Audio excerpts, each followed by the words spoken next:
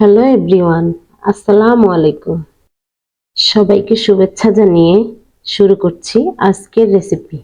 আজকে আমি আপনাদের সাথে ডিমের আরেকটি নতুন রেসিপি শেয়ার করব, যেটা খেতে অনেক মজার। চলুন তাহলে শুরু করা যাক। আমি চুলায় একটা প্যান বসিয়ে দিয়ে দিলাম 1 টেবিল চামচ সাদা তেল। একটু লবণ আর হলুদ দিয়ে আমি এই ডিমগুলো প্রথমে ভেজে নিচ্ছি। এখানে একটা ছোট টিপস আছে। এই ডিমগুলো ভেজে নেওয়ার আগে আপনারা একটা ছুরির সাহায্যে ডিমের গাটা কেচে নেবেন, তাহলে আপনার গায়ে ফুটে আসার চান্স থাকবে না। এখন আমি চুলায় এই তেলের সাথে আরো 3 টেবিল চামচ তেল অ্যাড করেছি। এই তেলের সাথে আমি দুটো বড় সাইজের পেঁয়াজ কুচি করে দিয়ে দিলাম, সাথে 5-6টা ফালি করে রাখা কাঁচামরিচ দিয়ে দিচ্ছি।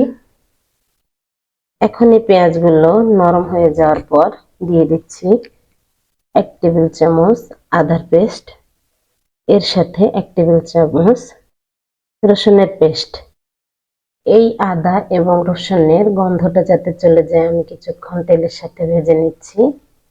এখন এখানে আমি টেস্ট অনুযায়ী লবণ ব্যবহার করছি এবং ½ টেবিল চামচ হলুদের গুঁড়া, 1 টেবিল চামচ মরিচের গুঁড়া দিয়ে দিলাম। এখানে সবগুলো মশলা আমি একটু অ্যাডজাস্ট করে দিয়ে দিচ্ছি। সাথে টমেটো, এখানে আমি ফ্রোজেন টমেটো নিয়েছি, আপনারা চাইলে ফ্রেশ টমেটো দিয়েও রান্নাটা করে নিতে পারেন। ফ্রোজেন টমেটোতে এমনিতে একটু পানি থাকে, তাই আমি আলাদা কোনো পানি দেইনি এখানে। এখন এই আলুগুলো আমি এই টমেটোর সাথে দিয়ে দিচ্ছি। এখন আমি কিছুক্ষণ আলুগুলো কষিয়ে নেব। ঢাকনাটা দিয়ে আমি 2 থেকে 3 মিনিট রান্না করে নিচ্ছি। এই আলুগুলো যখন সিদ্ধ হয়ে যাবে তখন এমনিতেই প্যানের নিচে লেগে আসবে, তখন আপনারা বুঝে নেবেন আলুগুলো কষানো হয়ে গেছে। 3 মিনিট পর আমি ফিরে এলাম। এখন আমার আলুগুলো কষানো হয়ে গেছে, দেখে বুঝতে পারছেন আলুগুলো সিদ্ধ হয়ে গেছে। এখন এখানে আমি ½ টেবিল চামচ জিরার গুঁড়ো দিয়ে দিচ্ছি। মাঝে মধ্যে আমাদের বাসায় মাছ মাংস ভালো লাগে না, একটু অন্যরকম কিছু রান্না করলে মনে হয় ভালো লাগবে, তখনই আপনারা এই রেসিপিটা ট্রাই করতে পারেন। এখন আমি ঢাকনাটা দিয়ে আরো 2 মিনিট কষিয়ে নিচ্ছি। 2 মিনিট পর আমি নেড়েচেড়ে এখানে ঝোলের জন্য পানি অ্যাড করব।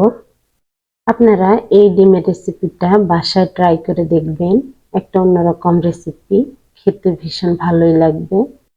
গরম গরম ভাতের সাথে এই তরকারিটা খেতে ভীষণ মজার। বাসায় একবার হলেও ট্রাই করে দেখবেন। এখন আমি ঝোলের জন্য পানি দিয়ে ঢাকনা দিয়ে 5 মিনিট কুক করে নিচ্ছি। আমার রান্নায় বলক এসে গেছে। এখন আমি এই ডিমগুলো দিয়ে দেব। ডিমগুলো দিয়ে আমি আরো 2 থেকে 3 মিনিট রান্না করে নেব। আশা করছি আমার আজকের এই রেসিপি আপনাদের খুবই ভালো লেগেছে।